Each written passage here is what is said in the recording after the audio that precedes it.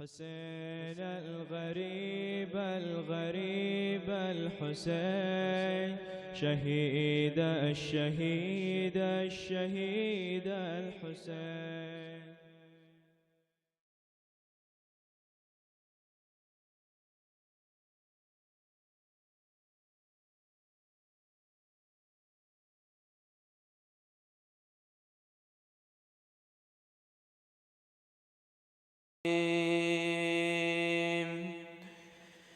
ياسين والقرآن الحكيم إنك لمن المرسلين على صراط مستقيم تنزيل العزيز الرحيم لتنذر قوما ما أنذر آباؤهم فهم غافلون لقد حق القول على أكثرهم فهم لا يؤمنون إنا جعلنا في أعناقهم أغلالا فهي إلى الأذقان فهم مقمحون وجعلنا من بين أيديهم سدا ومن خلفهم سدا فأغشيناهم فهم لا يبصرون وسواء عليهم أأنذرتهم أم لم تنذرهم لا يؤمنون إنما تنذر من اتبع الذكر وخشي الرحمن بالغيب فبشره بمغفرة وأجر كريم إنا نحن نحيي الموتى ونكتب ما قدموا وآثارهم وكل شيء أحصيناه في إمام مبين واضرب لهم مثلا أصحاب القرية إذ جاءها المرسلون إذ أرسلنا إليهم 2 فكذبوهما فعززنا ب3 فقالوا إنا إليكم مرسلون قالوا ما أنتم إلا بشر مثلنا وما أنزل الرحمن من شيء إن أنتم إلا تكذبون قالوا ربنا يعلم إنا إليكم لمرسلون وما علينا إلا البلاغ المبين قالوا إنا تطيرنا بكم لئن لم تنتهوا لنرجمنكم وليمسنكم منا عذاب أليم قالوا طائركم معكم أئن ذكرتم بل أنتم قوم مسرفون وجاء من أقصى المدينة رجل يسعى قال يا قوم اتبعوا المرسلين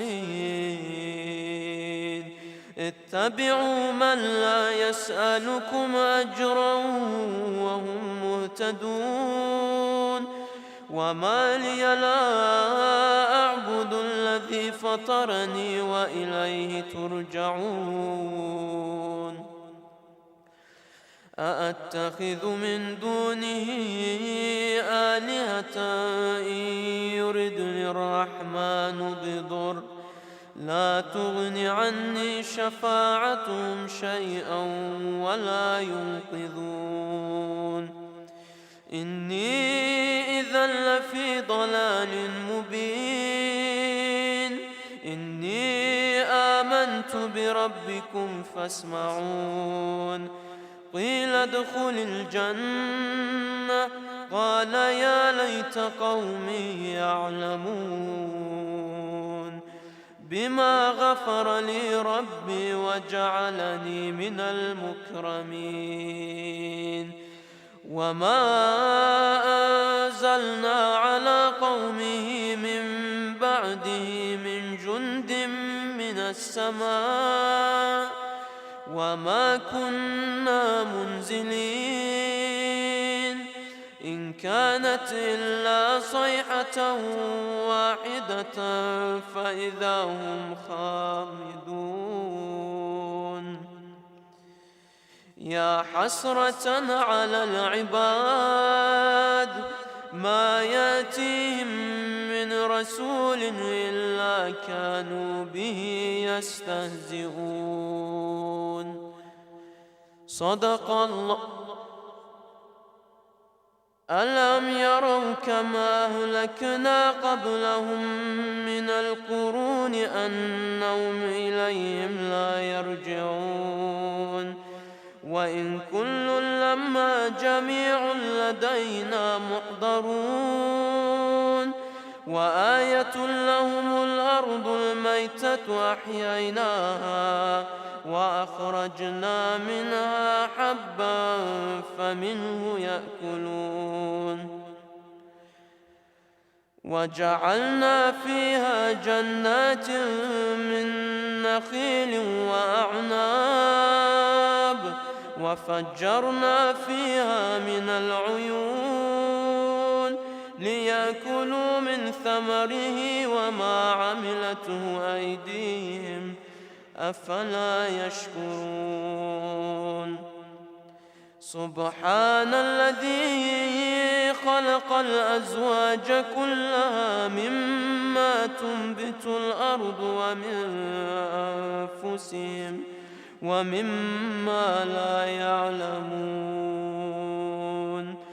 وآية لهم الليل نسلخ منه النهار فإذا هم مظلمون.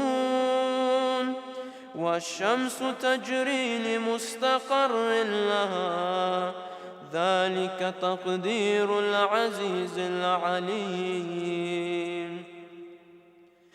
والقمر قدرناه منازل حتى عاد كالعرجون القديم. لا الشمس ينبغي لها أن تدرك القمر ولا الليل سابق النهار وكل في فلك يسبحون. وآية لهم أنا حملنا ذريتهم في الفلك المشحون وخلقنا لهم من مثله ما يركبون. وإن نشأ نغرقهم فلا صريخ لهم ولا هم يوقظون إلا رحمة منا ومتاعا إلى حين. وإذا قيل لهم اتقوا ما بين أيديكم وما خلفكم لعلكم ترحمون. وما تأتيهم من آية من آيات ربهم إلا كانوا عنها معرضين. وإذا قيل لهم أنفقوا مما رزقكم الله قال الذين كفروا للذين آمنوا أنطعم من لو يشاء الله أطعمه إن أنتم إلا في ضلال مبين. ويقولون متى هذا الوعد إن كنتم صادقين ما ينظرون إلا صيحة واحدة تأخذهم وهم يخصمون فلا يستطيعون توصية ولا إلى أهلهم يرجعون ونفخ في الصور فإذا هم من الأجداث إلى ربهم ينسلون قالوا يا ويلنا من بعثنا من مرقدنا هذا ما وعد الرحمن وصدق المرسلون إن كانت إلا صيحة واحدة فإذا هم جميع لدينا محضرون فاليوم لا تظلم نفس شيئا ولا تجزون إلا ما كنتم تعملون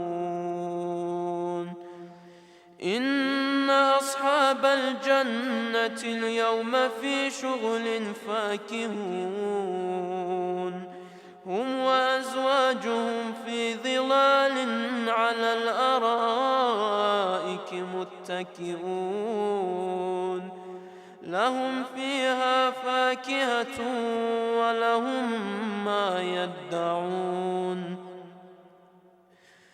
سلام قولا من رب رحيم وامتازوا اليوم أيها المجرمون ألم أعهد إليكم يا بني آدم ألا تعبدوا الشيطان إنه لكم عدو مبين وأن اعبدوني هذا صراط مستقيم ولقد أضل منكم جبلا كثيرا أفلم تكونوا تعقلون هذه جهنم التي كنتم توعدون اصلوها اليوم بما كنتم تكفرون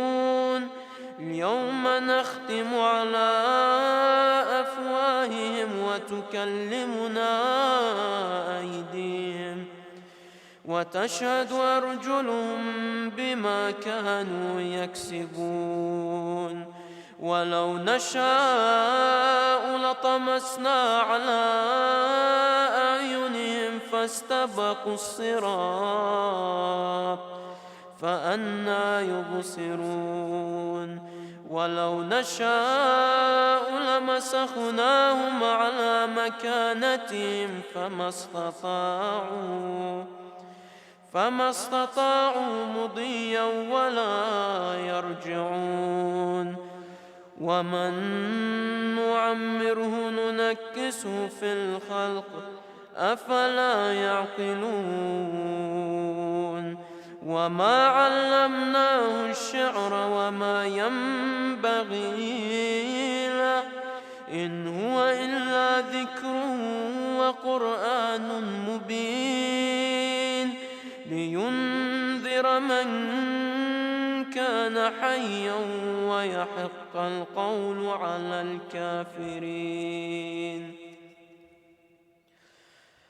أولم يروا أنا خلقنا لهم مما عملت أيدينا أنعاما فهم لها مالكون وذللناها لهم فمنها ركوبهم ومنها يأكلون ولهم فيها منافع ومشارب أفلا يشكرون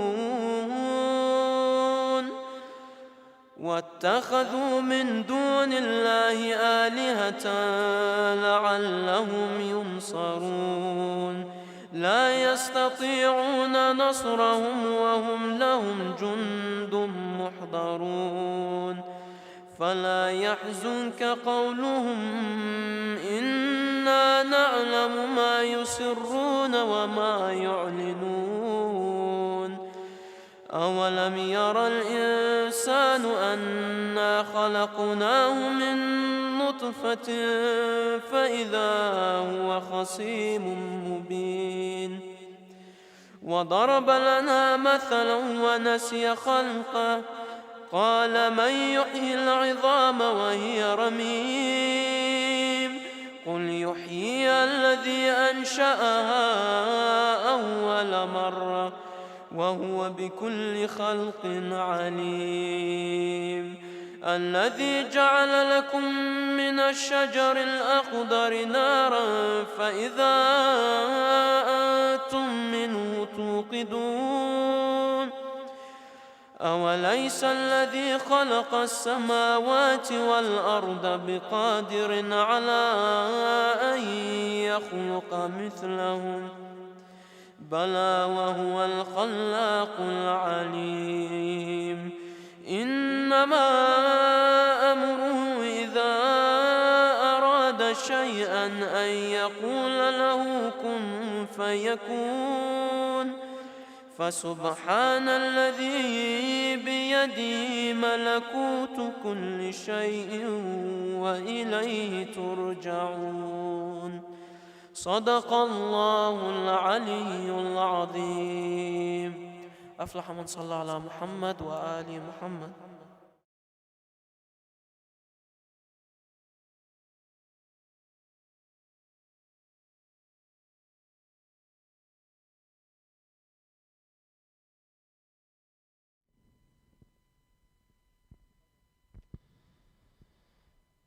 إذا شئت النجاة فزر حسينا لكي تلقى الإله قرير عيني. فإن النار ليست تمس جسما عليه غبار زوار الحسين. أزور سيدي ومولاي ومعتمدي ورجاي في آخرتي ودنياي. السلام عليك يا أبا عبد الله. السلام عليك يا ابن رسول الله. السلام عليك يا ابن أمير المؤمنين وابن سيد الوصيين.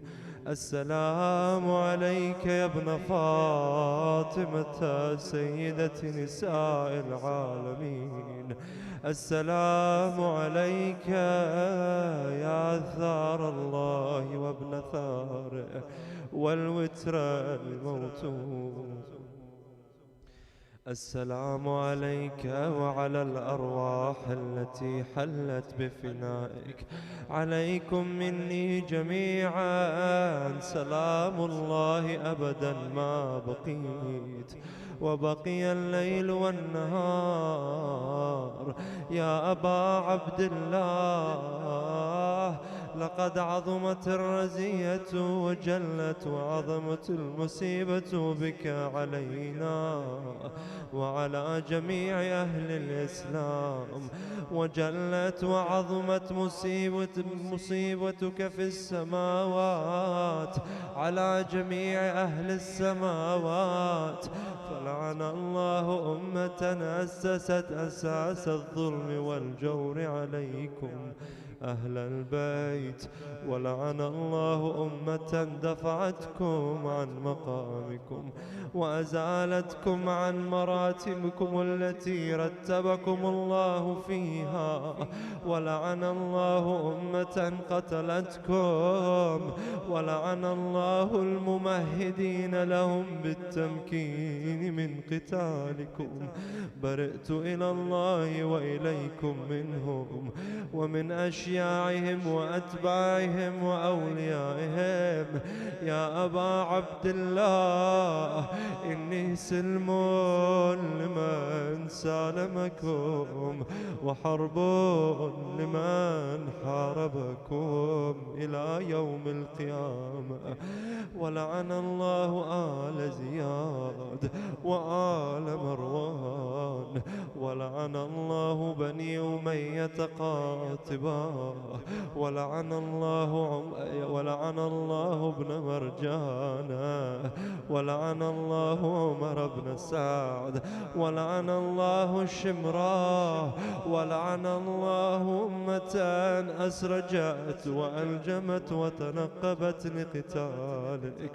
بأبي أنت وأمي لقد عظم مصابي بك.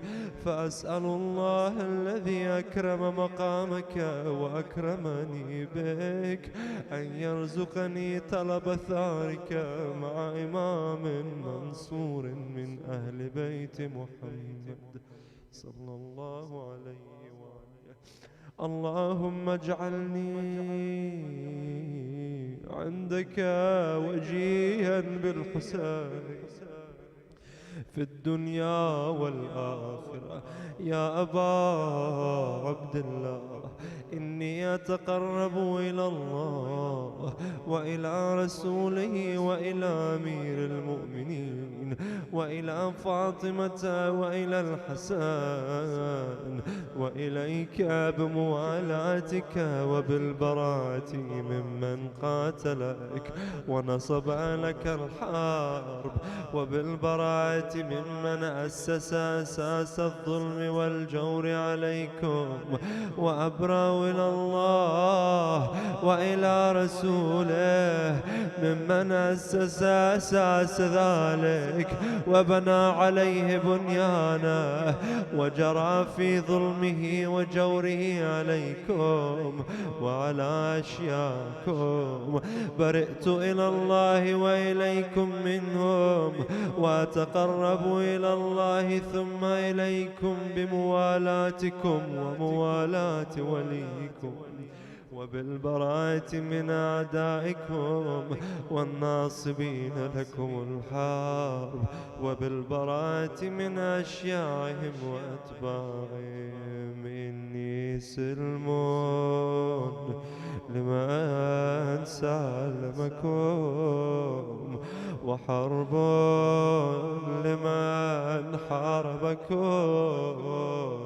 وولي لمن والاكم وعدو لمن عاداكم. فأسأل الله الذي أكرمني بمعرفتكم ومعرفة أوليائكم ورزقني البراءة من أعدائكم أن يجعلني معكم في الدنيا والآخرة وأن يثبت لي عندكم قدم صدق في الدنيا والآخرة. وأسأله أن يبلغني المقام المحمود لكم عند الله وأن يرزقني طلب ثاركم مع إمام هدى ناطق ظاهر ناطق بالحق منكم. وأسأل الله بحقكم وبالشأن الذي لكم عنده أن يعطيني بمصابي بكم أفضل ما يعطي مصابا بمصيبته مصيبة ما أعظمها وأعظم رزيتها في الإسلام وفي جميع السماوات والأرض. اللهم اجعلني في مقامي هذا ممن تناله منك صلوات ورحمة ومغفرة. اللهم اجعل محياي محيا محمد وآل محمد، ومماتي ممات محمد وآل محمد. اللهم إن هذا يوم تبركت به بنو أمية وابن آكلة الأكباد، اللعين ابن اللعين، على لسانك ولسان نبيك صلى الله عليه وآله في كل موطن وموقف وقف فيه محمد نبيك صلى الله عليه وآله. اللهم لعن أبا سفيان ومعاوية ويزيد بن معاوية، عليهم منك اللعنة أبد الآبدين. وهذا يوم فرحت به آل زياد وآل مروان بقتلهم الحسين صلوات الله عليه. اللهم فضاعف عليهم اللعن منك والعذاب الأليم.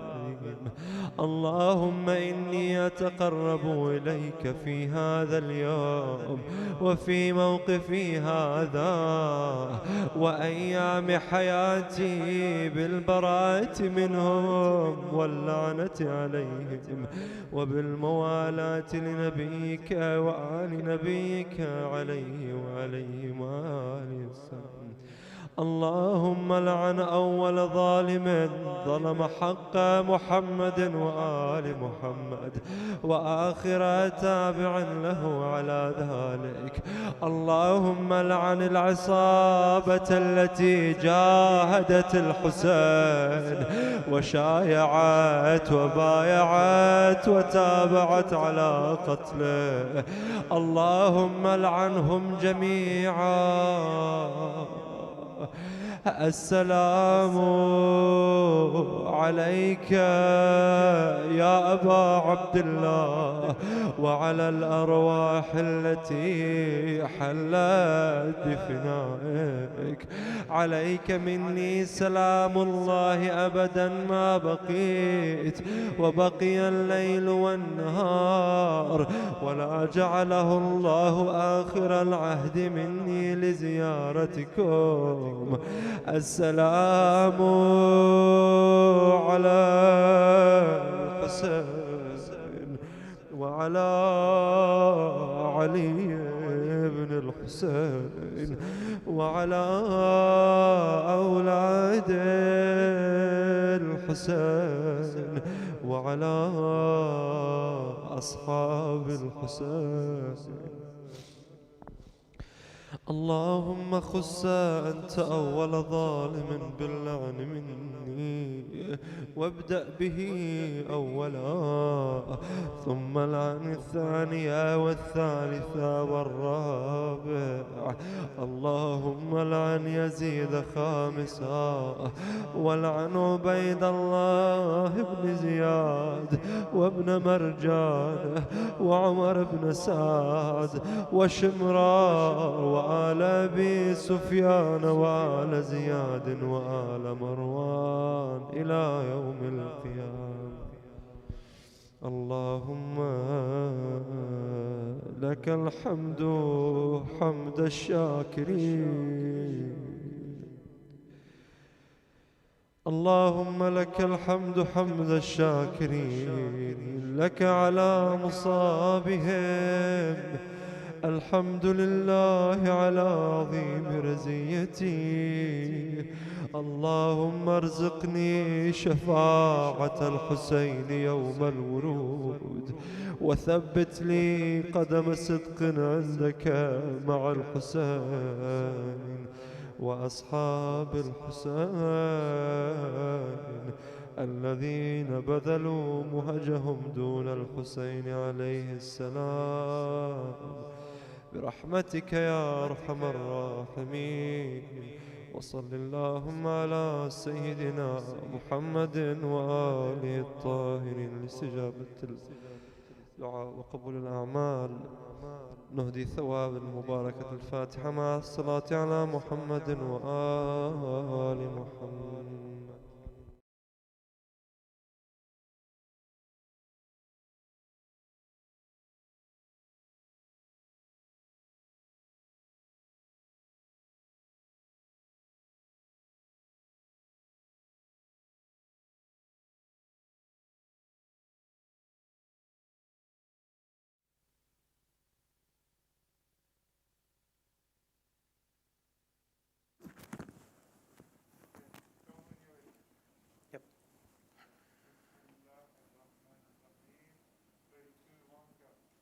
أعوذ بالله من الشيطان الرجيم بسم الله الرحمن الرحيم السلام عليكم جميعا ورحمة الله وبركاته.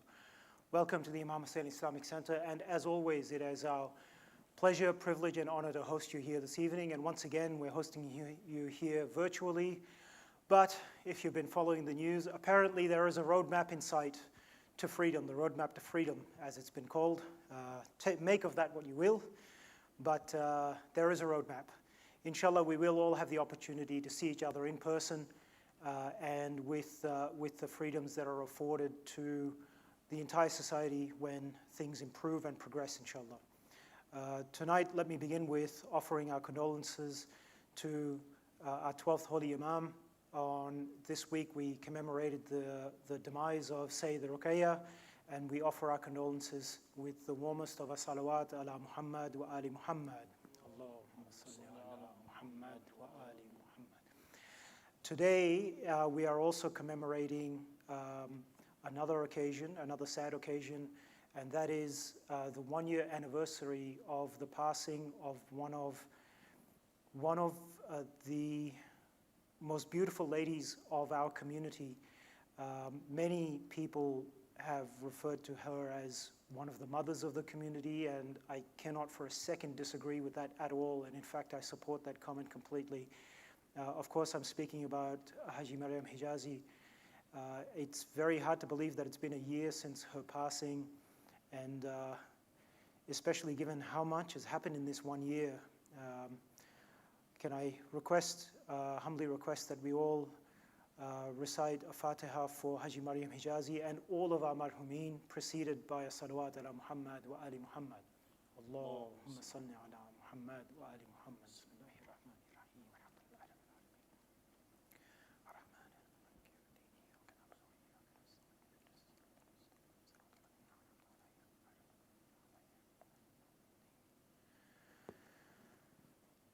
Inshallah, this evening we have another great program planned, and thank you everybody for joining us. Let me start by asking and encouraging, if you have any comments or any questions that you'd like to have raised, please feel free to send them across onto our Facebook or YouTube, or if you have the IHIC WhatsApp, you're welcome to share it there as well with the IHIC WhatsApp number. And inshallah, we'll be able to discuss your comments and your questions with our dear friend and renowned and esteemed scholar, Sheikh Mohammed Mehdi. Assalamu alaikum, Sheikh. Alaikum assalam wa rahmatullahi wa barakatuh. As always, it's great to see you and have another opportunity to sit with you and discuss with you. Likewise. Yeah, it's always enjoyable to be with you. Thank you, Sheikh. Sheikh, tonight's topic is, it's a little bit vague. It's a girl. Yeah.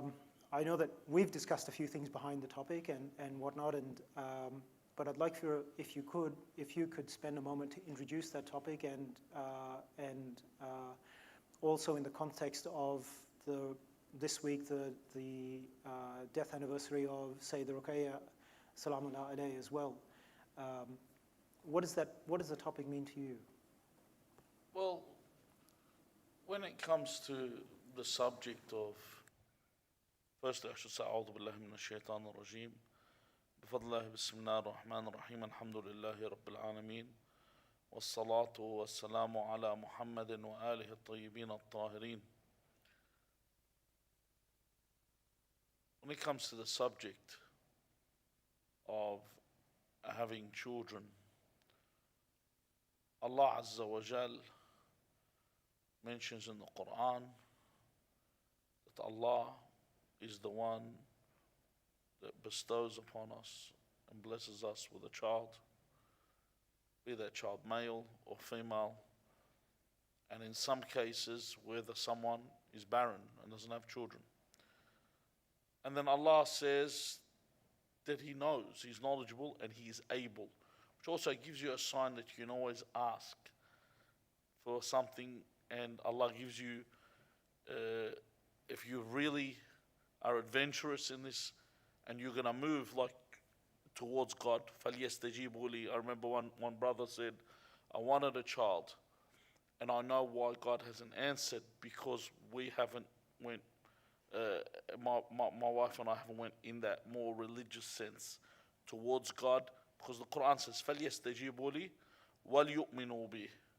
So firstly, you have to answer God and show that righteous, so you can change what God has written for you. You can change this, as we know in Shah Ramadan, where everything's rewritten. Another thing is, when it comes to the birth of a child, you'd think it was dead in the Jahiliyyah, this stigma of having a daughter. It still exists, and it's still rife. And even in our, not only in the Islamic world, we're talking about in the non-Islamic world. Like, even if you look today, as to why people have this attitude, is they always perceive the woman in a lesser perspective. Even if you look at the fact that we don't have equal pay rates in Australia, which lets you know you could both be doing the same job, and a man gets paid more than a woman. So even in Australia, which is supposed to be an equal society, equal, woke, politically correct, everything's pro-feminist, it still hasn't got to the point where even women are getting equal pay rates. So a woman's always seen in that eyeglass, although Islam came to eliminate this completely. And so when I say it's a girl, it should be it's a girl with an exclamation mark. If only people knew what they were getting, rather than it's a girl where in Arabic, it's a tragedy, but you'll hear someone say, when silence enters the room, they usually say two things. They'll either say, the angel of death has walked through the room, or they'll say, Jebat Binat, which means she got a girl. So that's where the silence, and you think this is funny, but it's true. Because I even I look at, like, when a relative I know has a child, I know if they've ever had a boy or a girl. Because they're quiet about it. When they have the child, if WhatsApp's ringing off the charts, it's a boy. If it's a girl, you'll find out, I think, the next day. They say, they had a girl. That's a really tragic approach. But it's a reality. Some people say, it's not like that. With the way you are, it's not like that. But go out there and take the blinders off and see what's happening in the world. That's why it's important for us to emphasize the importance of the blessing of having a daughter. Sheikh, I couldn't agree with you more. I think that that having a daughter is an incredibly rewarding experience, and not to take anything away from having a boy. Each has its own value and its own benefits. But before we get into that, which is really the meat of our discussion tonight, let's discuss for a second the demise of Sayyida Rukaya. That occurred, I think it was on Monday night or Tuesday this past week, according to the local calendar. Sayyida Rukaya was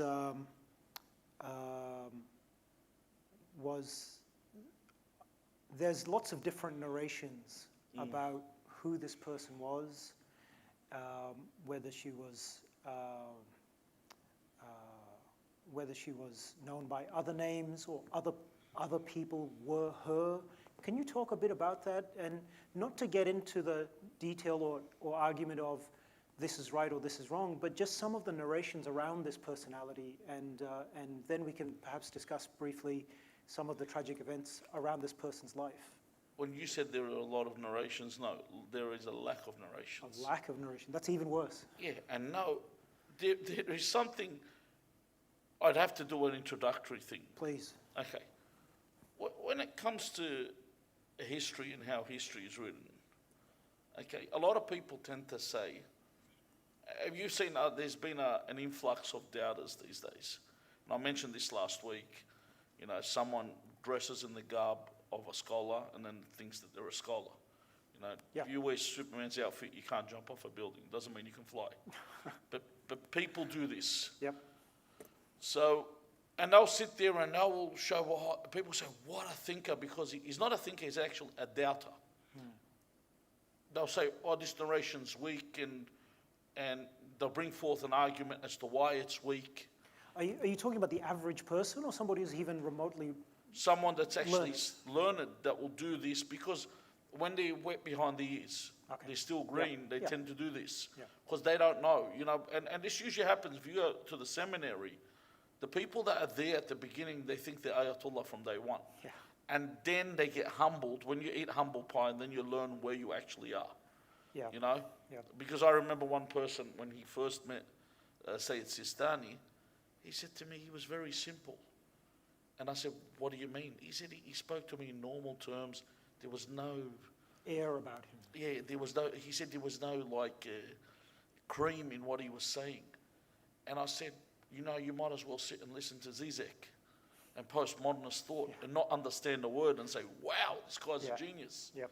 You know, this is what they want. People want to actually pick up something that they don't understand and say, wow, this is a well-written book. And this is what the people look for. And they haven't understood 90%. They haven't understood anything. And yet you look at the Quran, so easily understood, because the whole purpose of everything, and you read a narration, is for humans. The message is for humanity. So anyway, they say, who narrated this? And they'll contest it. But at the same token, they will listen to a government that's lied so much to them and act on the government's behalf and advocate for what the government wants. They will read the Daily Telegraph. They would read a tabloid or any other tabloid, and they promote what's written in the tabloids. Yet they question everything. Who narrated this? And yet, if Andrew Bolt or one of these other people get up and make a report, that's acceptable journalism. You need to understand, firstly, before we delve into history. The Prophet ﷺ died. Most of historical accounts are what we call mursal, which means the hearsay, which pretty much means I heard the Prophet say this, I saw the Prophet do that. Historic events are like that. You won't see many narrations where the Imam will say this is what happened historically. Right. They were just a hadith. They generally, I saw the Prophet do this, I heard the Prophet do that. Okay. And that's how a lot of historical accounts are gathered. Now, the Prophet has passed into God's mercy. He's been poisoned, he's been killed, he's martyred, he's on his way to God's mercy. After him, those that usurped the caliphate have taken over. Because they've usurped the caliphate and they've committed all these atrocities in order to take it, they make sure that no one writes any history. No one can report. Muawiyah, after that, continues this. In fact, he goes a step further.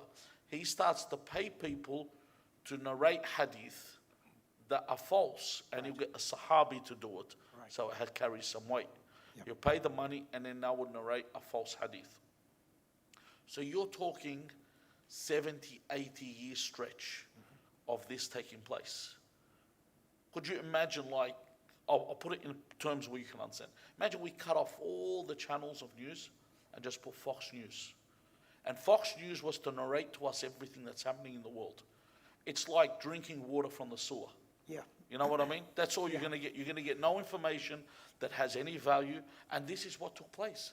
So then someone comes along and you say, look, the oldest historical book we have is the book of Sulaym ibn Qais. They'll turn around and they'll say, the book, I hear this so many times, people go, the book of Sulaym is not reliable. And you say, and why is that? And they say, well, one of the narrations, so basically it's like, you know, when someone gets what's it called, an entire book, and they found a narration that's, or a sentence that's wrong, they throw the whole book out. Yeah, yeah. So one of the narrations says that the Imams are numbered, it says after Ali there are 12 Imams. So they say, oh, there's 13 Imams. Now, Ayyash ibn Abban, the one that actually put the book together from Sulaim, maybe he wrote the hadith wrong. That's it. Rather than say from Ali there are 11 Imams, he wrote 12 Imams. Yeah, maybe So, 12 Imams yeah, in total. Yeah, so that's it. So why did they make a big issue about this? And it became a massive problem. I just wanted to, on this point out a few things out here. The thing is, with Sulaim's book to begin with, the book was something that was accepted at the time. Like Sulaim was what he said, the fourth Imam Zain accepted this book and what it had written. So the issue was generally with Abban ibn Ayyash. And the other thing about history, this is the only Shia written history book. Yeah. Mm-hmm. The other thing about history, number one, when you actually see, anyone that's studying ancient history, when you sit there and study ancient history, when you're first at school, do you know you actually pick up the history book and you think that this is exactly what happened? It's not quite like that, is it? It is segments taken and then they dramatize the rest to make it flow. Because otherwise there'd be no story. Mm-hmm. And this is what a historian does. And no one gives particular details. In history, they'll say, today there was a fight. Yep. They won't say one guy was wearing a blue shirt and it was night. And they'll say it's a fight between two people. Yep. And it will go away. And then that's how the story will come to pass. And details are only written by who? Like I remember like Napoleon Bonaparte saying, I've said this several times, mm-hmm. History is nothing more than a bunch of lies agreed upon. Yeah. And this is how they put history together. Or as Randall Wallace wrote in the script for Braveheart, he said history is written by those who have hanged heroes. Yeah. Like the ones that actually killed. It's like, for example, I'll give you a really good modern example.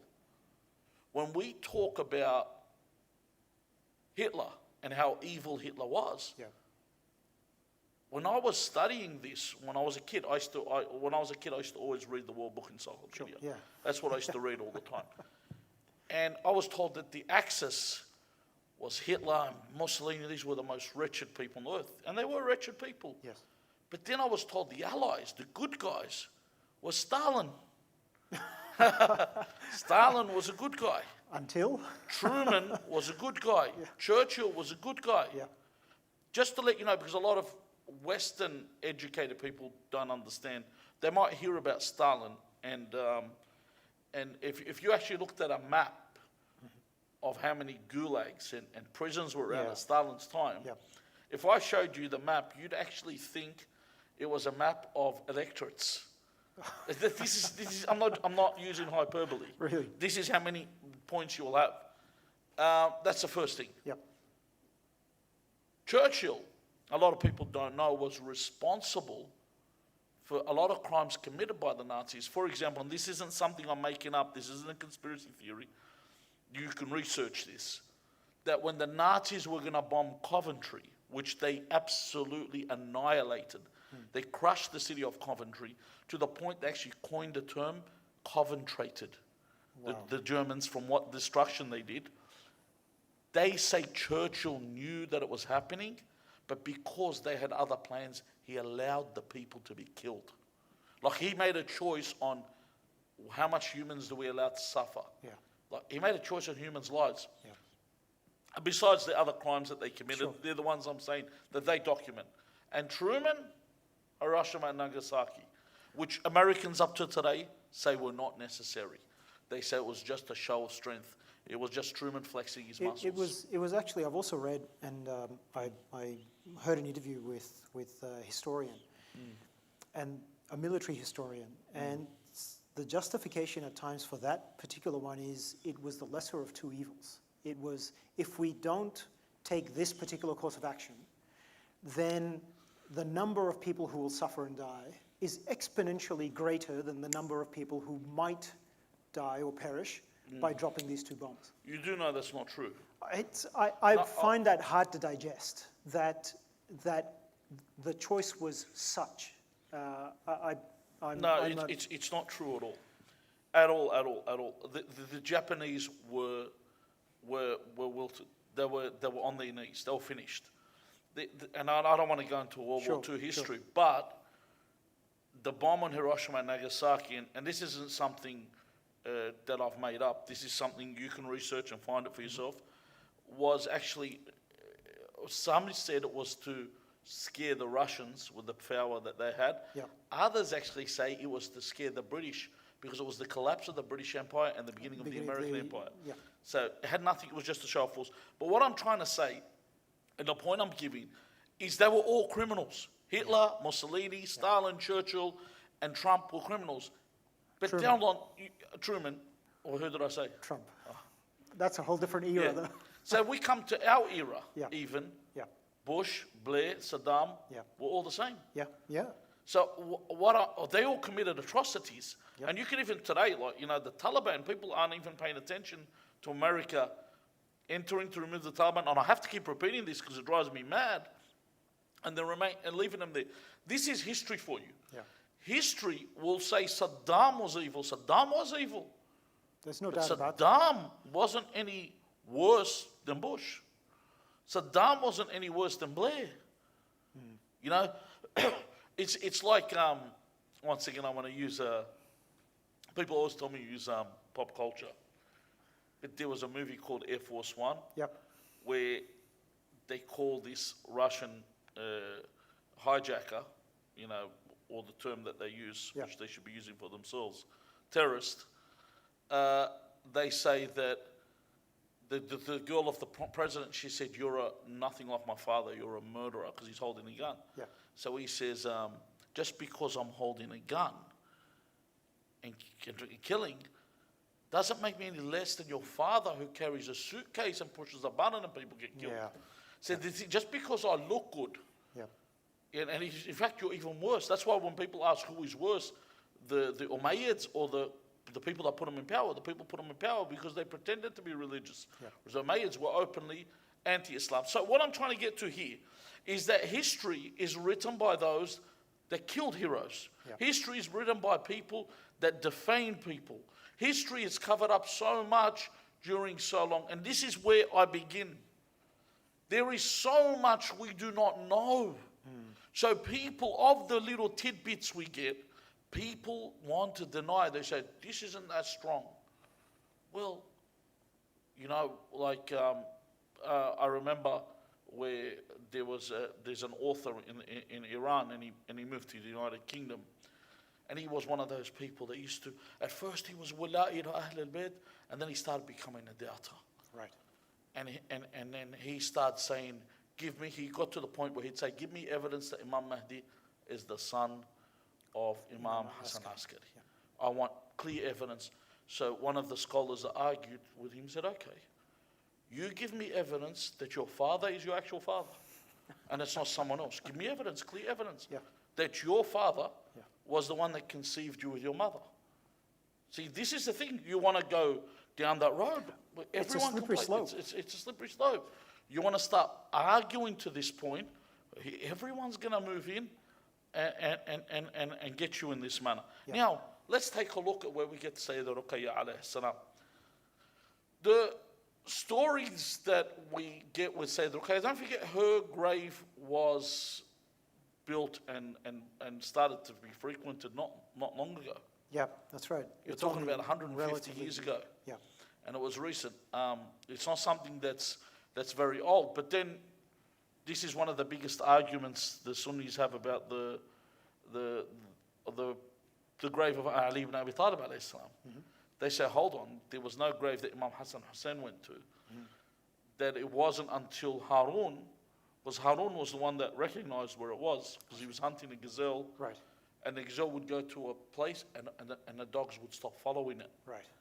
And then he asked and found out from the people near to Imam al-Sadiq that this is where Ali ibn Abi Talib alayhi salam is buried. And this is where he was the first one to recognize it, to gain favor, obviously. Right. So what happened here, the story that was told, and I remember the first person to tell me this story was Rahmatullah alayh, Haji Arif Abdullah, who passed away this year. Yeah. He was our teacher at a Sunday school we used to go to. I remember him. I remember him fondly. Yeah. And he actually told us this story. He used to actually hold the Sunday school in his house, and he told the story in his house.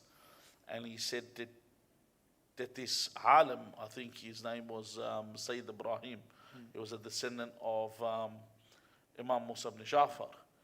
And he said that this alim would have a dream that there was a daughter of Imam Hussein alayhi salam, and she would say, my kafan has become soaked with water. And he would see this dream over and over in a certain region. Right. And then they went there, and they had women to dig up the grave. And when they dug up the grave, they said that there was a child there and she was whole. Now, whether this story is true or not, is not the issue. Yeah. The issue is the scholars continue to go there. So we have a lot of these stories, like Jam Quran in Iran, that it was told that Imam told them to build a mosque there. And the thing is, the scholars followed, or Raqdat al-Tawarij, the run that they do in Tawarij towards Karbala, that they say Alam al-Burujurdi was running, or Bahr al-Ulum, sorry, it was Bahr al-Ulum, was running and with them. And they said to him, why are you in the run with them?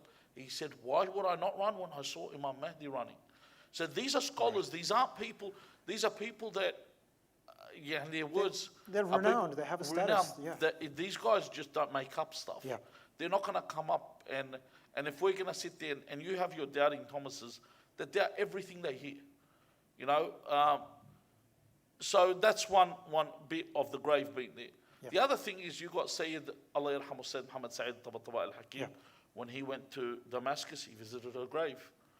When Alamat Sheikh Tabrizi, who was who for us is like he's the lion for Fatima Zahra. He was one of the biggest defenders or the martyrdom of Fatima Zahra. He used to go there.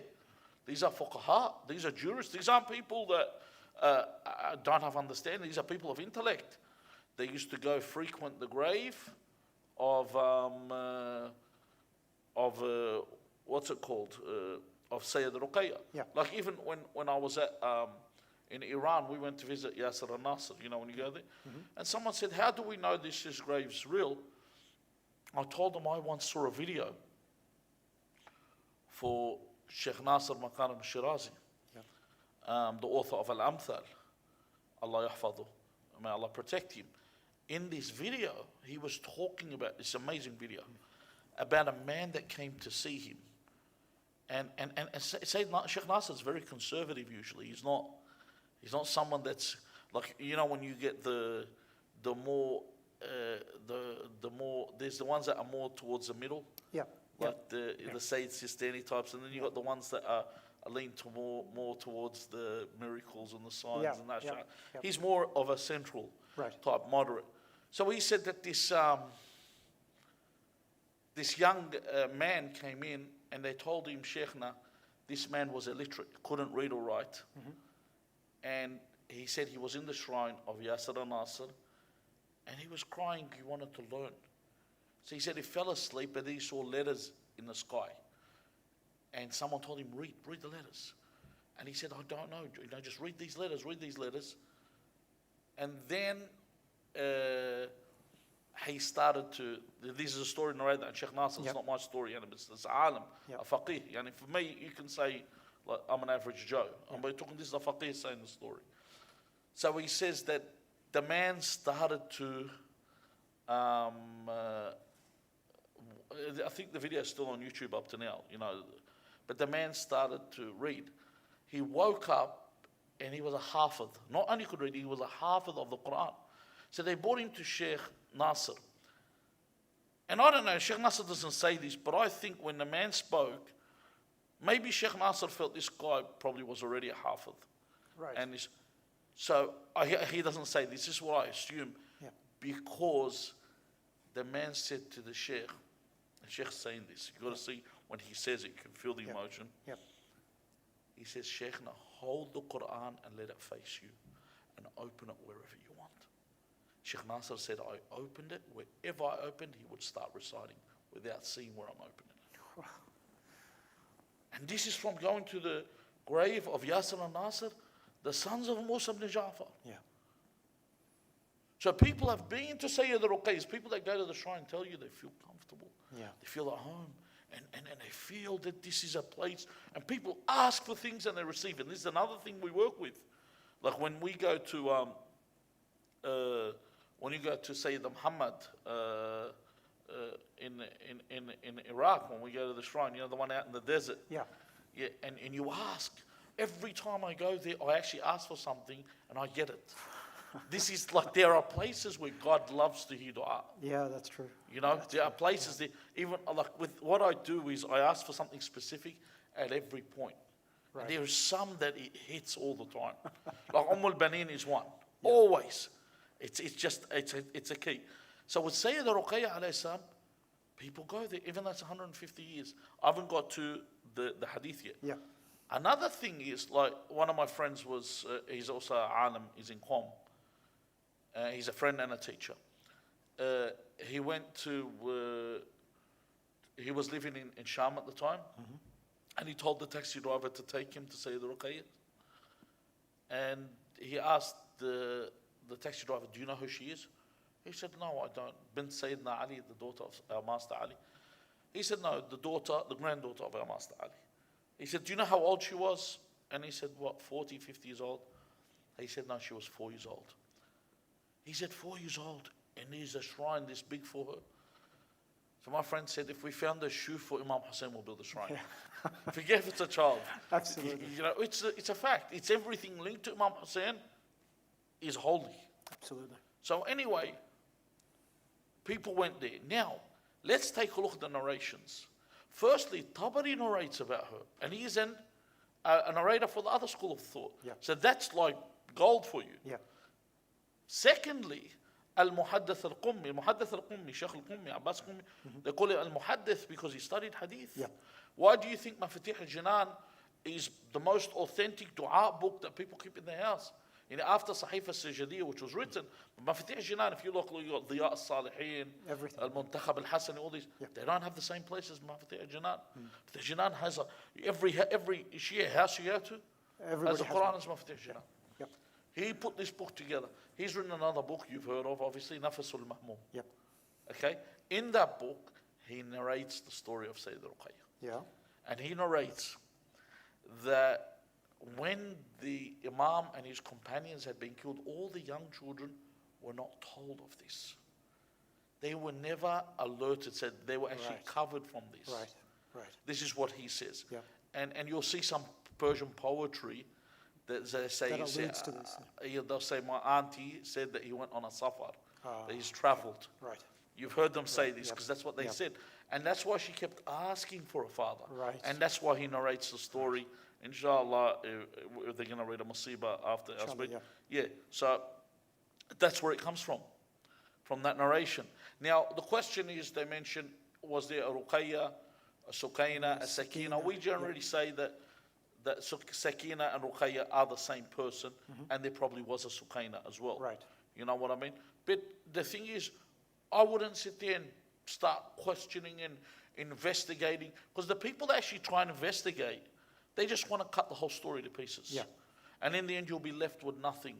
It's like it gets to the point where they say, It becomes meaningless because you've taken the meaning away from it, you've taken the message away from it, you've taken the value away from it as well. So, and that's thank you first of all for all of that fantastic background and bringing us to this point. And that's the point. This is the point that I wanted us to reach, to be able to say that there are, of the narrations that we have, and you've mentioned clearly that there is a lack of narration, that of the narrations that we have, some of them point to two of the named being the same person. And really the key is that there was a young daughter of Imam Hussain alayhi salam in Karbala. Yeah. Whether she was named Sakina or Rukaya is really immaterial to the issue at hand. And the issue at hand is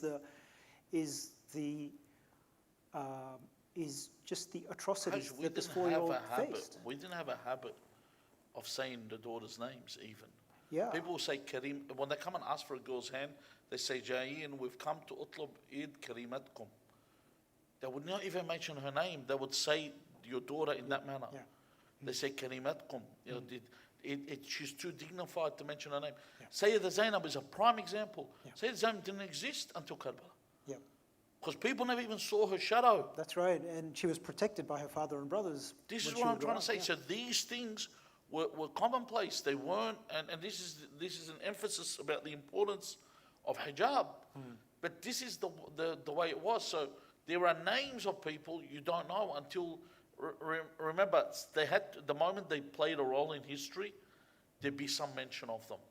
Where someone saw something of them, they would do a mention. If they were involved in a certain thing, like you think about it honestly, we've got to the point where we will try and attribute 1 million stories to Abu Fadl Abbas because we want him to have existed before Karbala. Right.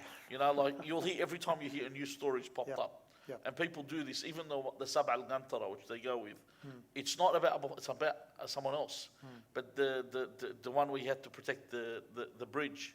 Oh, okay. Yeah, that's not even about Abu Fadl Abbas. Right. But we've attributed it to him because we want them to have something before Karbala. Yeah. But it's when an event happens, that's when they come in. And this is where the story comes in. And this is where the story of Sayyida Rukaya comes in. Just to show you also, sometimes something is hidden. Allah will bring it out at the right time. Yeah. Maybe if this was brought out before, it wouldn't have had the significance that it has today. Yep. This shrine, and there are people that actually look into this. Yep. There are actually people that look into this. And I used to fall victim to people telling me, oh, there's a lot of made up shrines.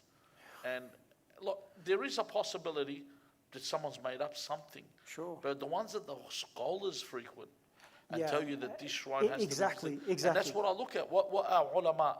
For example, when I first went overseas, and I'm being sincere with people, there was some places I'd go to and I'd say, all right, what's so special about this place?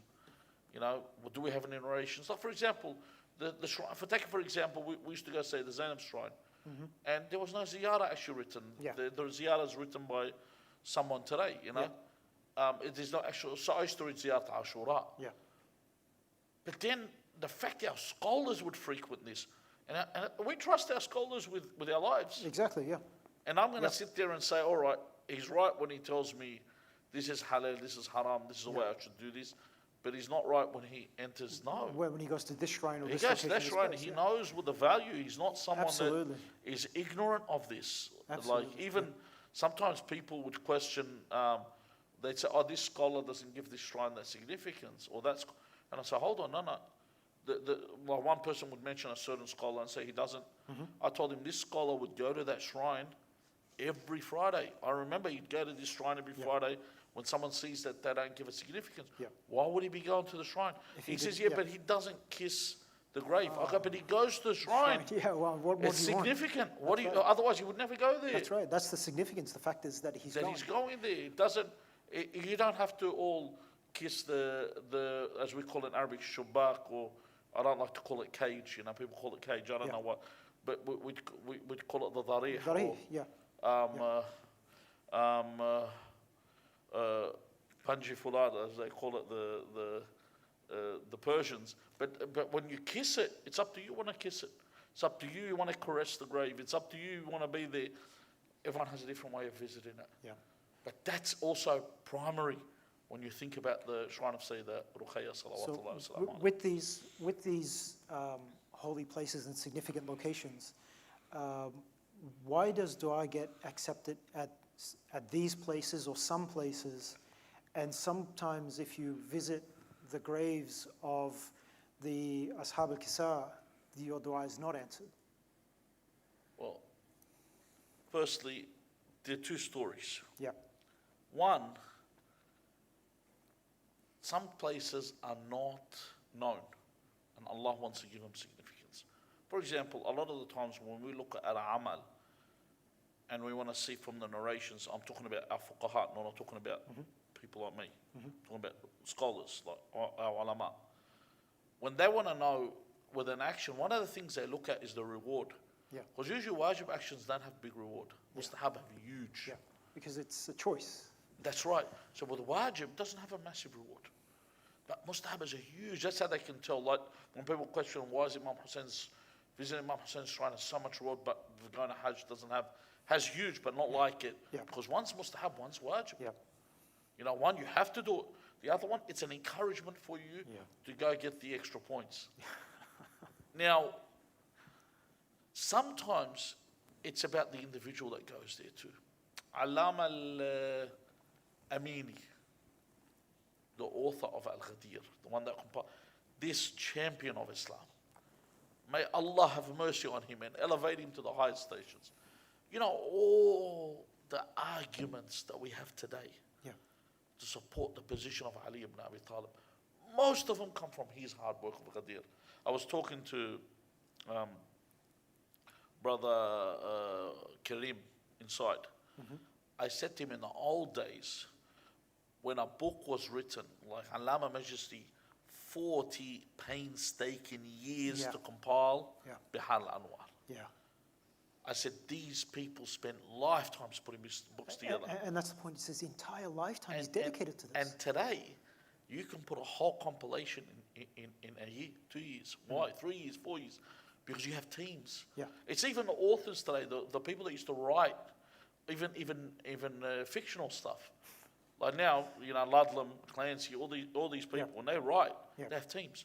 They give them the characters, they give them the plot. And research the character, build the character. Like Steve Jobs with Apple, just get people to do it and just say that I did it. But Sheikh, with it's the teams who are working today on religious text and whatnot. The ulama. The ulama, they're building on what has already been done. If That's that right. work hadn't been done, they wouldn't be able to do this. And we've got search engines now. And we've got on the books, Islamic search engines. Forget it. The search engines have made everything.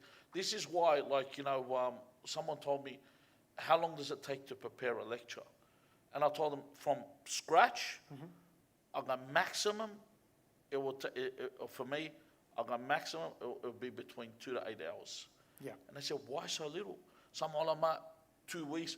I said, because they didn't have, I've got the chassis and the block, I've got everything. All I'm doing is putting it together. These guys had nothing. They had to go extract the iron.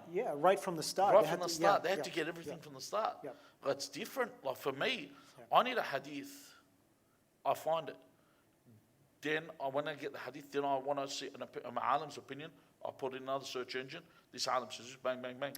And then I have to construct the speech. But I've already got the goods being given to me from these people. Allama al-Amini was one of these authors that put Al-Ghadir. Sorry about the segue, but it's important. Allama al-Amini would get the actual texts. He would actually get the book that he's taking the text from.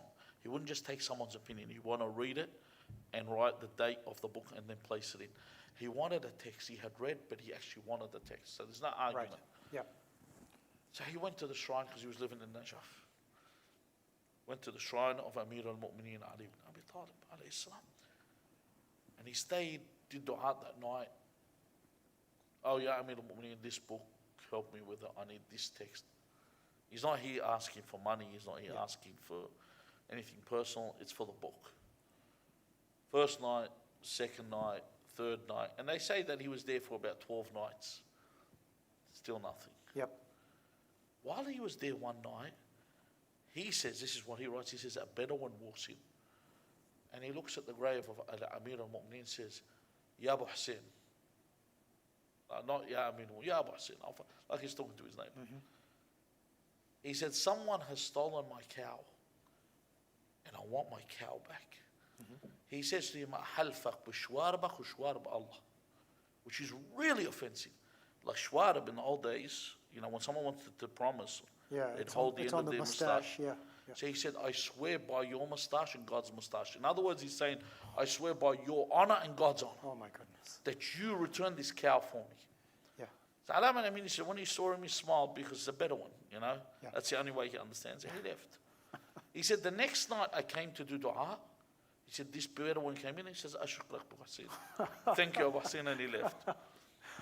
He said, I was a bit disturbed. Yeah. Why? Because I've been here every night, and it's for something got to do with a book. It's not, I need a wife. It's not a I need material this, issue, yeah. It's something got to do for a book. Yeah. So he said, I left early, I went home, I was upset, and I went to sleep. Yeah. He said, now, what happened next? He said, I don't know if it was in my dream or if I woke up. He said, but I was awoken either in the dream or in actual, while he was awakened. He said, and there was a man standing at the door. He says, and on that point, I knew it was Ali ibn Abi Talib, salawatullahi salam alayhi. And he said, and the Imam said to him, why did you leave so early tonight? We are happy with hearing your voice. Wow, why did you leave? And he said, I couldn't move. He said, Sayyidi, he said, my master, I've been asking for this, and it's a part of a book. And it's something that is for protecting the religion, all that. Yeah. And this guy asked for a cow, and in the worst possible way, and you you've gave given it to him.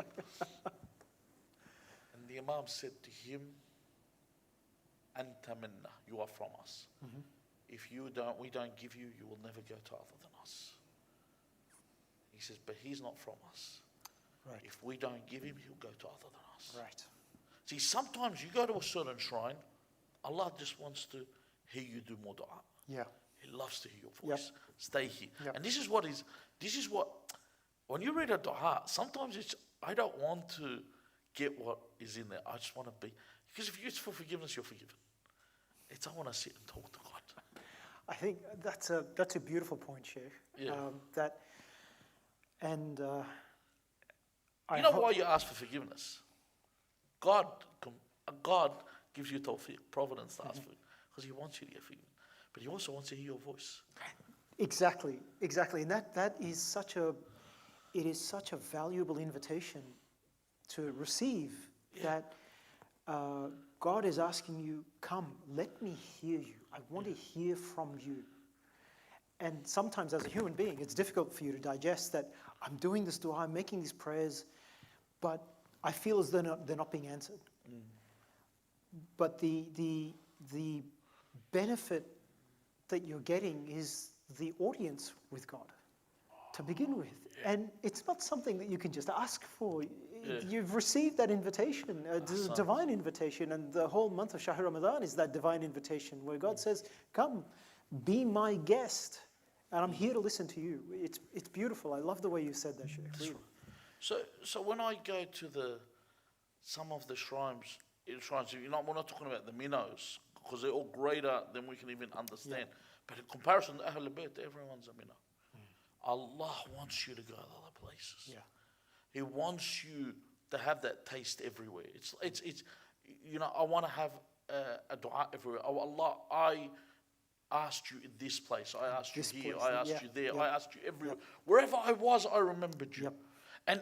And this person, وَمَنْ يُعَظِّمْ شَعَائِرَ اللَّهِ. These are sha'a'ir Allah. You know sha'a'ir. Why do we call them signs of God or sha'a'ir, or you could say sha'r is like a flag? Because why do we call a flag a sha'r? The word sha'r, a sha'r means to feel. Anything that gives you feeling. Right. So anything gives you this remembrance of Allah. Yep. So Imam Hussein min sha'a'ir Allah. Say the Rukaya min sha'a'ir Allah. Right. Everyone linked to Imam Hussein anyway. The person that reads the Majlis min sha'a'ir Allah. The Radud, the one that does Latum, they're all signs of God, because the signs of Imam Hussein are the signs of God. Right. So anything that brings you towards this, God will say, yes, you came to this point, I'm not going to turn you away. Like my brother, like one of the last trips they went on, they went to Jordan, and they actually went to Ja'far al-Tayyar. Wow. And he said it's another place. Yeah. Like I'd love to go to Egypt, because there's another shrine for Sayyida Zainab there. There's a shrine of Muhammad ibn Abi Bakr, the martyr, the one who Amir al-Mu'mineen considered to be one of his nearest disciples, and he raised him, and he's neglected by people. And you'd love to go there. You'd love to go to all these places and visit, because you are visiting a wali of awliya Allah that's far away. Yeah. This is why I used to love when we travel to Iran, someone takes you to a far place and they this grave of this person, I'll tell you a story.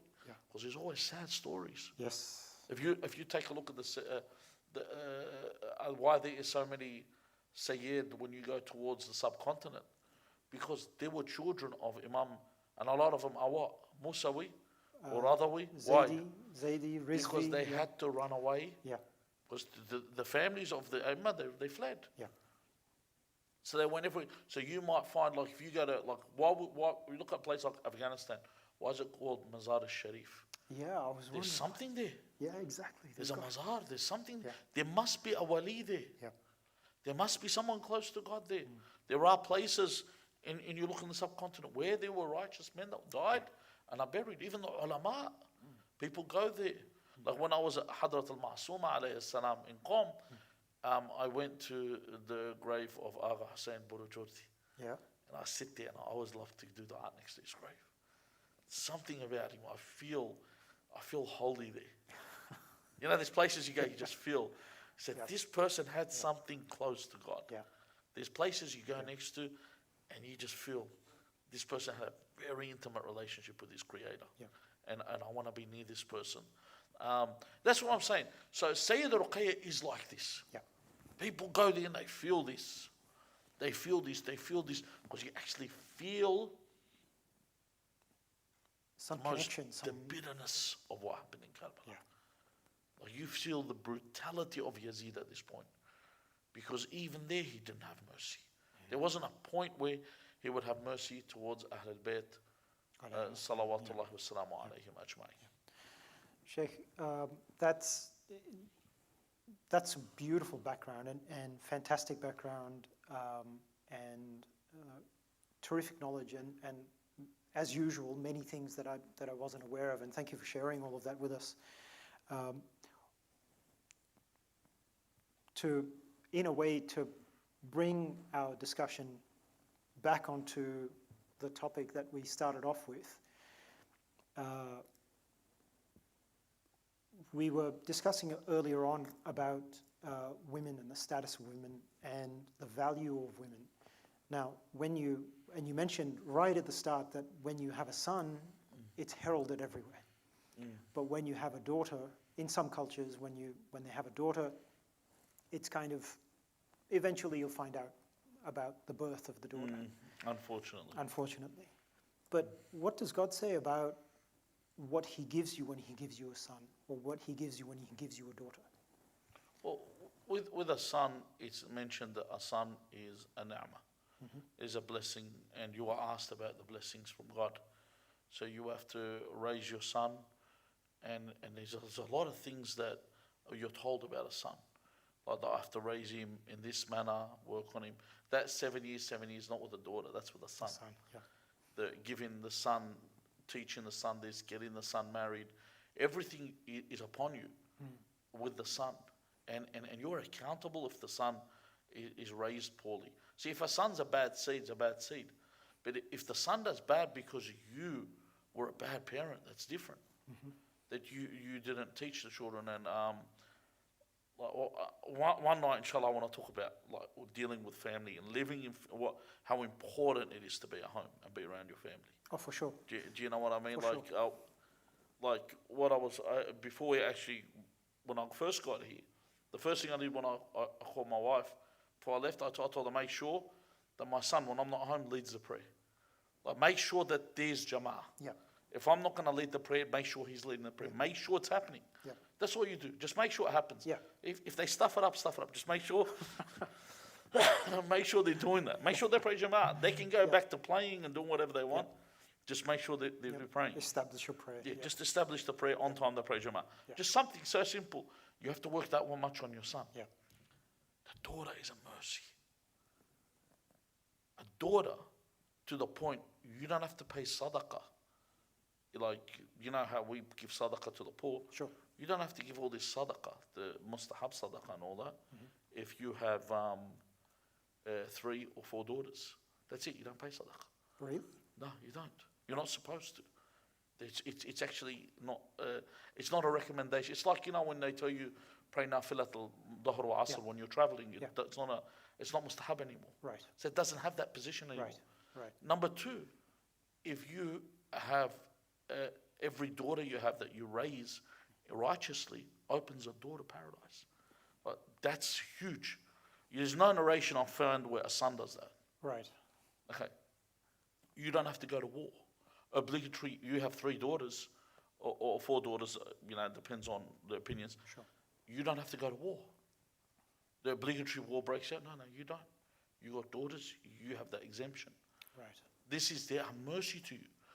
And look, even the Anglo-Saxons acknowledge this. They have the proverb, your son's your son till he gets him a wife. Yep. Your daughter's your daughter for the rest of your life. Yep. And that's a fact. Yep. People could sit there and go, oh, my son's different. Yeah, the only thing holding your son to you is either he's extra emotional or he's religious. And religion makes him go. But I'm talking about girls, they don't have to be religious. They've got this thing where they like to make this husband closer to their family. Is that the closeness that you're talking about with a parent to the daughter? Yeah. Is that necessarily the father or the mother or both? There's a special relationship between a father and a daughter. Yeah. There is a very special relationship. That's emphasized with Rasulullah sallallahu alayhi wa sallam with Sayyidah Fatima. Also Fatima being who Fatima was. And Amir al-Mu'minin was Sayyidah Zainab alayhi salam. And even Imam al-Qadim alayhi salam with Fatima al-Masuma. There is that emphasis on that relationship. They have a special daughter that's close to them. Someone's near to them. And the daughter's different. Yeah. Like a son, I'm saying, if someone told you who's better, they all have, like you mentioned, they all have something special about them. Yeah. But a daughter's got this that tie to her parents. And a lot of the times I do a lot of marriage counselling. A lot of guys want to get over that hump. They go, why does she always have so much regard for her parents? I go, do you want your daughter, like when you want to marry your daughter, do you want your daughter to disappear? Just cut ties and not. Of course not. Yeah, exactly. So you should be happy that she loves her parents, Yeah. because then God will continue that for you. Inshallah. That she actually loves her parents. My daughter will always love me. Yeah. She'll always come back to me because she's the daughter of this woman. Yeah.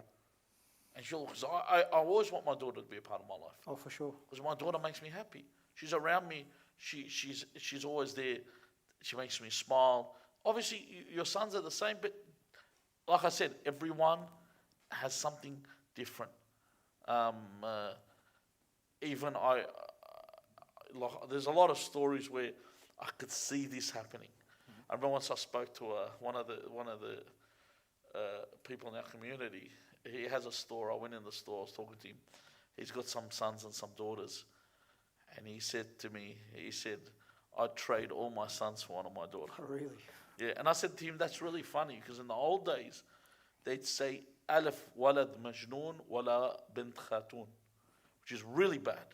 They'd say 1,000 mad sons and not one noble daughter. Good God. Yeah, so they used to have that. Whereas he could see the benefit of having a good daughter. And the value of having a daughter. I mean, the best example of this is, like you've mentioned, is the Holy Prophet of Islam and the relationship he has with his daughter. Yeah. And the status that Allah subhanahu wa ta'ala through the Holy Prophet has given her. Yeah. Being the mother of 11 Imams after Amir al-Mu'mineen. Yeah. That this is, when you talk about a girl, you have come from a woman, you're going to marry a woman, maybe you will have daughters, maybe you will have girls, but that's the status that's being given, and I'm putting But it it on. killed a lot of stigmas as well. Yeah. Because people have the opinion the son of your daughter is not your son. They have that opinion. Like, the son of your son's your son. Yeah. Son of your daughter is your son too. Yeah, absolutely. And they don't understand that. Yeah. The son of your daughter is your son. Yeah.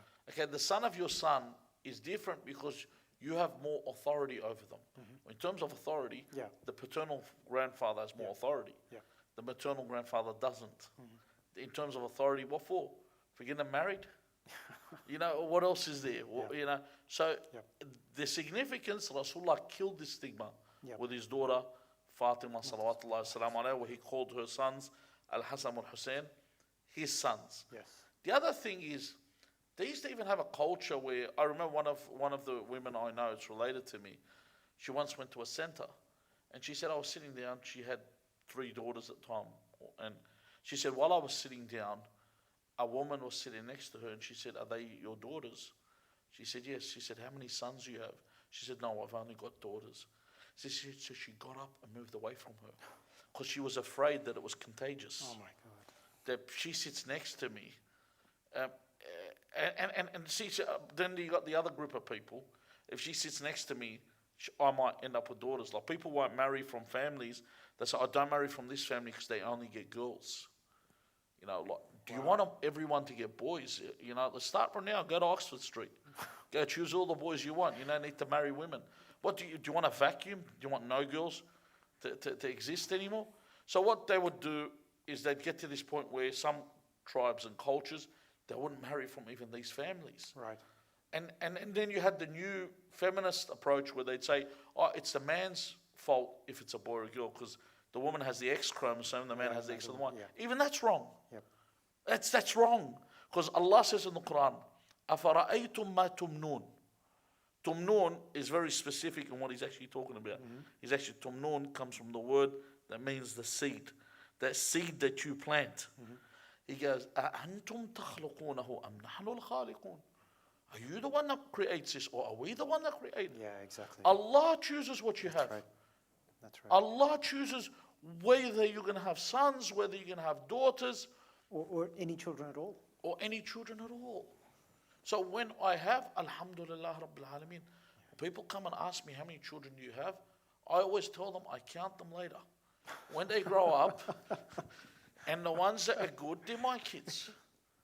Just like Noah, God said to him, he said, you know, my son, إِنَّهُ عَمَلٌ غَيْرُ صَالِحٌ. That's not your kid. He's evil. So my kids are righteous. Whoever's not right, you know, like this new woke thing where you should always support your child, whatever they do. You know, if my child decides he's going to neck themselves or jump swan dive into the gap, yeah, I'll support him because that's what I've got. No, it doesn't come like that. You don't support your child when they're doing something wrong. You're there, you're supposed to guide them. That's right. And supposed to be that support and supposed to set that foundation so that they can make the right choices when those choices come up. You support them when it's something. See, look, I'll tell you something. If it's something that's not detrimental to them, you support them. But even if they make a career choice, look, don't have the attitude where I want my child to become a doctor. No. As long as they do a career choice of a job that's beneficial to humanity. Absolutely, yeah.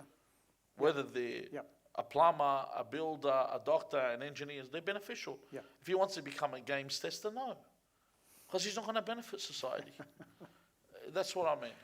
No, I understand. Sheikh, or a YouTuber or something like that. Or a YouTuber, oh gosh. Let's not go there. Sheikh, one last point, one last question, and then inshallah we'll wrap it up. If you would, after this question, if you would take us to close off this discussion, and then inshallah we'll conclude with Majlis for this evening. There is a narration, or there are some narrations of Sakina dying as a grandmother. Can you comment on that, or can you explain that a little bit? Well, as I mentioned, there is a possibility of a second person. Yeah. Just as there is with Sayyida Zainab, the two shrines could be, one shrine is a shrine of Kulthum, one shrine is a shrine of Sayyida Zainab. Because I said there was Zainab al-Kubra and Zainab al-Sughra. There could be another daughter, there's Sukaina, there's still Fatima al-Alila that was in Medina. We don't, we don't have aliases. Like, for example, you'll hear a narration where it says that his name was this and his name was also that. See, sometimes they had taqiyya names. I remember I met a sheikh in Saudi Arabia. His name was Sheikh Omar, but his actual name was Ammar. But he had his Omar for taqiyya, so he'd be able to move around. So sometimes the Imam would be forced to call a son these kind of names. As he was incognito, and the actual name is Ali. The actual name is Muhammad, but because of the situation, there was taqiyya here and there, and that was involved. So there was names. There could be a Fatima, and she was also known as Suqaina. There could be that, and this is where the narrations get mixed up. But the shrine that we are talking about is the shrine of Sayyidah Rukaya or Sayyidah Sakina, she's known, and that she was 4 years old. That's the one that we're talking about when it comes to this martyrdom. Ahsan Shaykhana, thank you very much for this evening and for all the knowledge you shared with us, and for once again a fantastic discussion. I really appreciate it.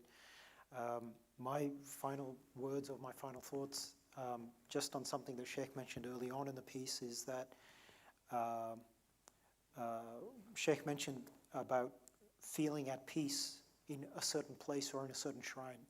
And I know I've mentioned this before a couple of times, and that is that the amount of the peace and the tranquility that I've felt in visiting Najaf and the shrine of Amir al-Mu'mineen alayhi salam, I've not experienced anywhere else, anywhere at all. The only place that comes remotely close is the opportunity to be here at Imam Hussein Islamic Center. And I say that with all my heart and with all humbleness, that there is nothing like being in Imam Hussein Islamic Center, and not to take away from any of the other wonderful, fantastic centers and masajid around Australia and around the world, but I'm sure the people who attend Imam Hussein Islamic Center can say the same.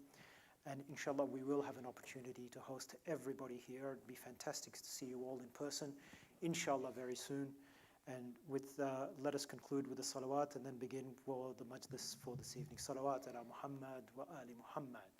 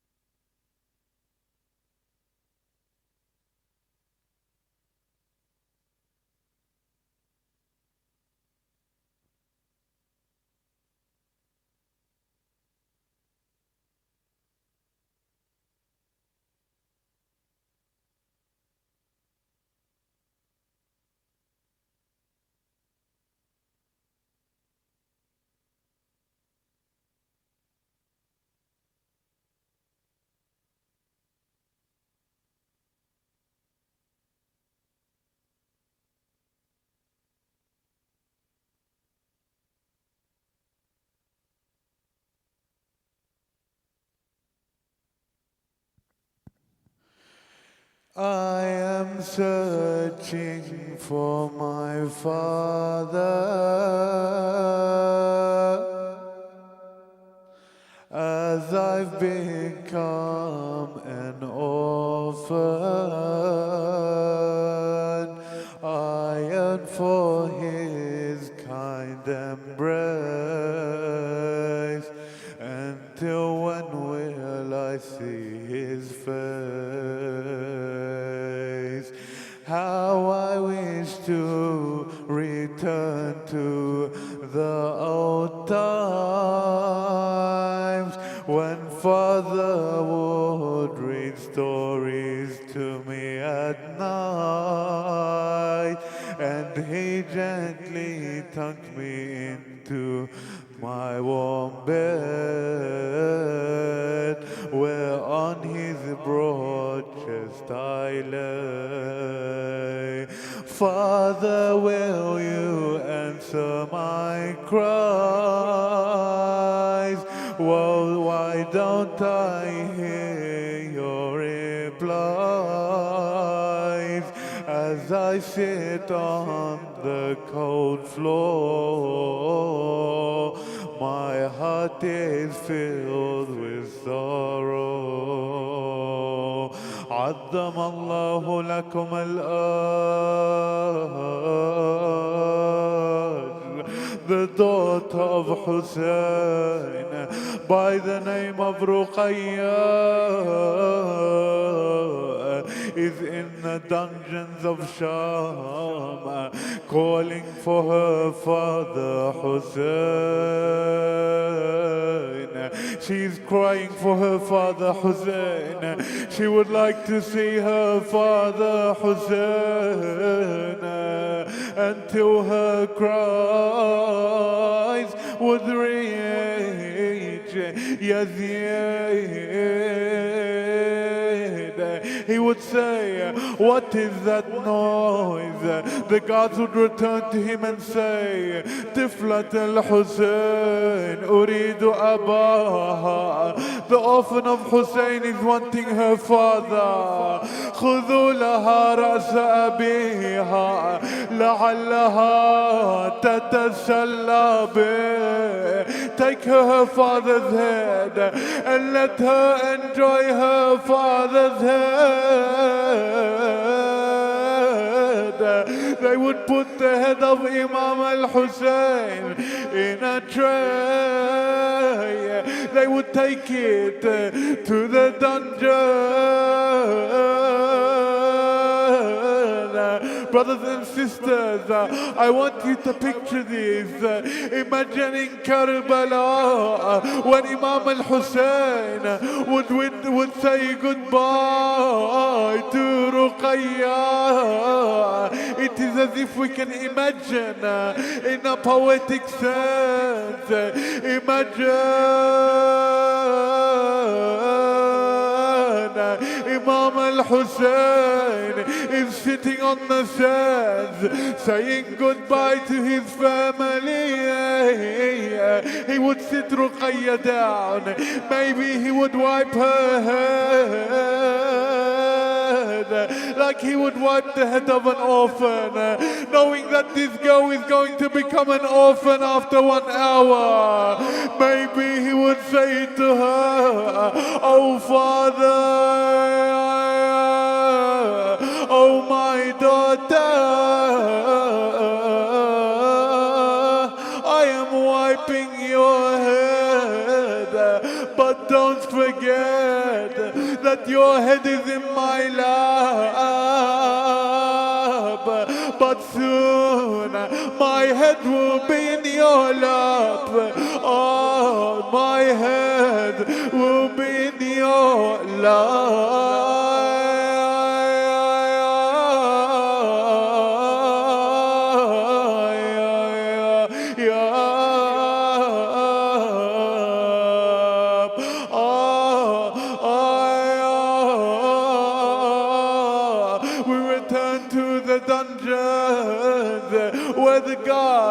Would bring a tray in front of her.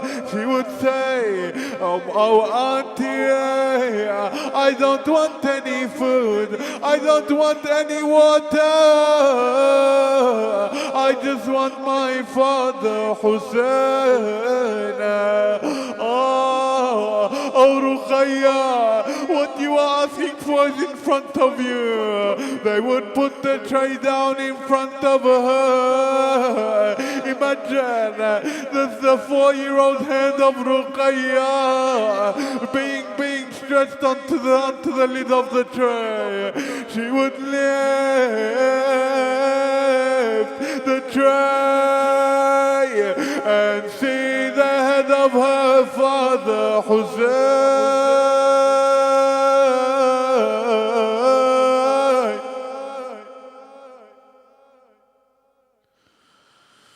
Oh Father, what have they done to you?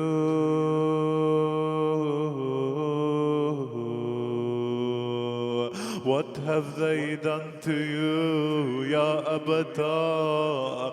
من الذي قطع وتينك? Oh Father, what have they done to you? What would they say? What would she say? What would she say on the head of her father? She would see the dusty forehead of Abu Abdullah, the severed neck, an arrow in his eyes, the blood on his forehead, his broken tears. She maybe would go, wa abata, wa Husayna.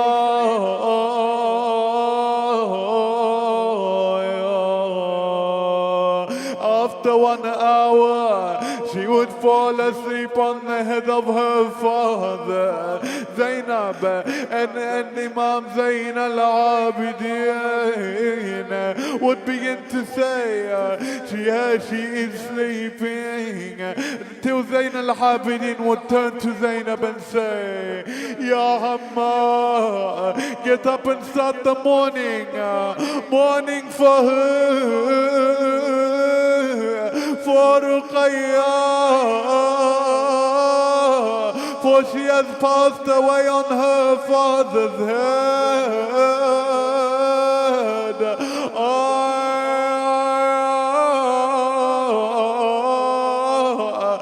أنا منين وانت منين يا بينا، أخذت إخوتي عباس وحسين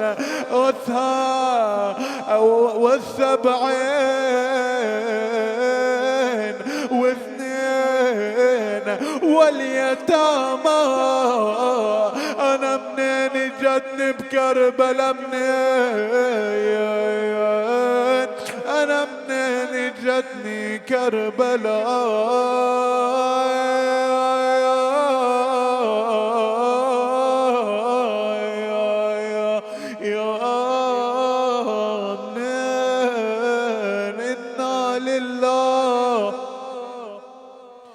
وإنا إليه راجعون. يا الله يا الله يا الله يا الله يا الله يا الله يا الله يا الله يا الله يا الله يا رحمن يا رحيم يا مقلب القلوب ثبت قلوبنا على دينك. On this night we would like to ask Allah, by the sacrifices of Imam al-Hussein, heal all our sick, grant us our needs,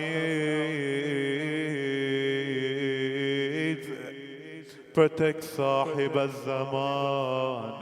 We would like to ask on this night, by the sacrifices of Imam al-Hussein, by reciting the 5 dua, the 5 times ayah amma yujib, a'udhu billahi minash shaitanir rajim, bismillahir rahmanir rahim, amma yujibu al-muztarra idha da'a wa yakshif as-su', أما يجيب المضطر إذا دعا ويكشف السوء، أما يجيب المضطر إذا دعا ويكشف السوء، أما يجيب المضطر إذا دعا ويكشف السوء، أما يجيب المضطر إذا دعا ويكشف السوء.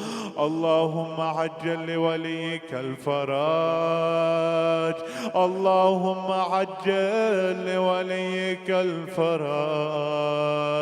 اللهم كن لوليك الحجة ابن الحسن صلواتك عليه وعلى آبائه في هذه الساعة وفي كل ساعة، وليا وحافظا وقائدا وناصرا ودليلا وعينا، حتى تسكنه أرضك طوعا وتمتعه فيها طويلا برحمتك يا أرحم الراحمين.